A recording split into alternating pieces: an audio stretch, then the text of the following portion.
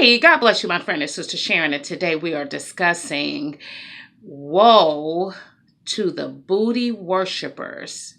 Oh, yes, we have masses of women and men who are worshiping that backside. The men, because you refuse to correct your fellow sister, many of you watch this thing go down, especially this time of year where the women are absolutely walking in nakedness. I was in the bank the other day, and the woman that was in front of me had to be at least 60, 65 years old, with a pair of Daisy Duke shorts on. And for those that may not know what those are shorts that ride your backside. It was shocking. It was disgusting. It was unbelievable. It was just, listen, my sisters, hear me today, because many of you are skating on ice. You are playing the harlot. Oh, yes, you playing the harlot. You're playing the harlot in the name of Jesus. And you refuse to go in your closet and take down, take away, throw out, get rid of all of your sexy that you're wearing in public display.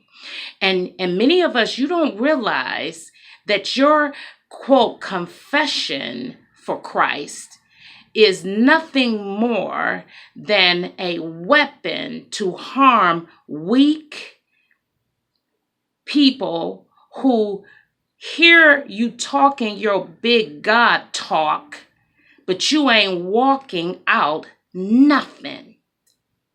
You are playing the harlot, my sister. Some of you refuse to understand that in the natural, you wear whatever you want to wear. But to walk around showcasing your backside, your thighs, your legs, your breast cleavage is a spiritual crime. It's a crime, friends, because you don't know who you may be harming, where that husband of another woman is looking upon your flesh, and that man is walking away with those images of you, which is nothing more than pornography, and you don't know how long it'll take him to get you out of his system. See, we got to know and understand, sisters, that pride, and brothers, because many of you ain't saying nothing. You talk all I'm a prophet, I'm an apostle, I'm this, I'm the pastor, I'm the bishop, but you ain't overseeing nothing. When you walking around, you see this naked flesh, brothers, and you are not saying one word. And you're the same hypocrites that have the audacity to want to talk about women preachers, because who else go do the cleanup, because the brothers ain't saying nothing. Because many of you are using these weak women, these thirsty women, these Delilah, Jezebel spirits to get that 10% from them. That's why you ain't saying nothing, brother, because that's how you're building your little kingdom you're calling a church. Shame on all of you. I speak to your shame today. Pride comes in many hues. And many of you, your private insanity is because of your vanity. Your booty is what you worship. That's why you spend all your time dressing it up, spending money you don't have, sister, to put it on your back, to display it and harm other people spiritually. And let me tell you, sisters, you're not going to get away with it. You say, Sister Sharon, God gave me this body.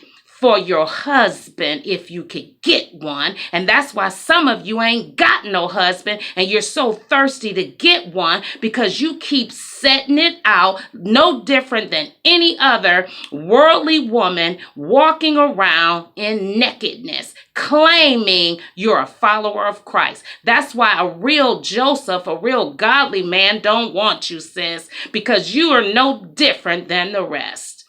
Your kind come a dime a dozen. The enemy done tricked many of you. Your booty is what you worship, and God, he ain't having it at all. That's why you can't sleep. That's why you're tormented. That's why the demons is having sex with you at night. That's why you can't get them blasphemous thoughts out your head, because the only thing that's going on in your heart, let's tell the truth so somebody can get free, is you. And displaying that booty, your breast cleavage, your thighs, your legs. Somebody told you you had these big, beautiful legs, and here you are 50, 60, 70 years old walking around in a mini skirt. You ought to be ashamed. And some of you sisters, you claim you the prophetess. Won't you go over there and do your job and tell auntie and your nieces to put some clothes on it? You're so anointed to do what? Watch your brothers and sisters walk around here enlarging hell daily. Let me help you, friends. Ministry is not a destination. Ministry is a day-to-day grind, listening to God, seeing all this evil and nakedness and wickedness, and all you anointed preachers ain't got nothing to say. Shame on all of you. Shame on you. Sisters, take it as a warning. What you're manifesting in your attire is nothing more than what's going on in your heart. What's in the heart comes out in what we say and what we display. And what you are displaying, you know how you setting that booty out. Y'all know what you're doing, because you know how I know? I said it in other videos, because that's what I used to do before I met Jesus Christ. I set the booty out too. But the moment I was born of his spirit, it was as if eyes was watching me, and I knew my nakedness was not acceptable. And the Lord made it clear, cover up that temple. And a lot of you keep using all your little silly excuses. If you got to wear the same skirt day in and day out, so be it. To honor our Father and to protect our confession for Jesus and to protect our fellow man. What about your fellow man, friends? It's hatred. To walk around with your backside, them breasts and thighs and your legs and all that y'all setting out. Friends, do you not know you're harming other people? That's not love. That's hatred. You don't care who. Just anybody, somebody. Look at me. As I close this exhortation, I remind each one of us, your body is like treasure. And what is valuable, you don't leave it open for display. You do your best to protect it. You put it away, you cover it up, because you don't want anybody to come and steal your treasure or have any access to your treasure. Why? Because it's treasure. I'm putting it away. It's not for display. He or she that has an ear to hear.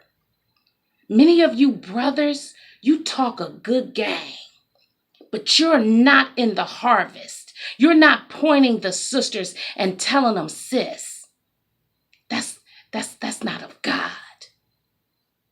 You're just as wrong as they.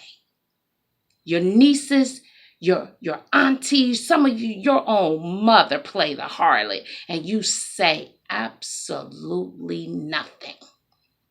Not to mention all the naked women walking around in so-called church.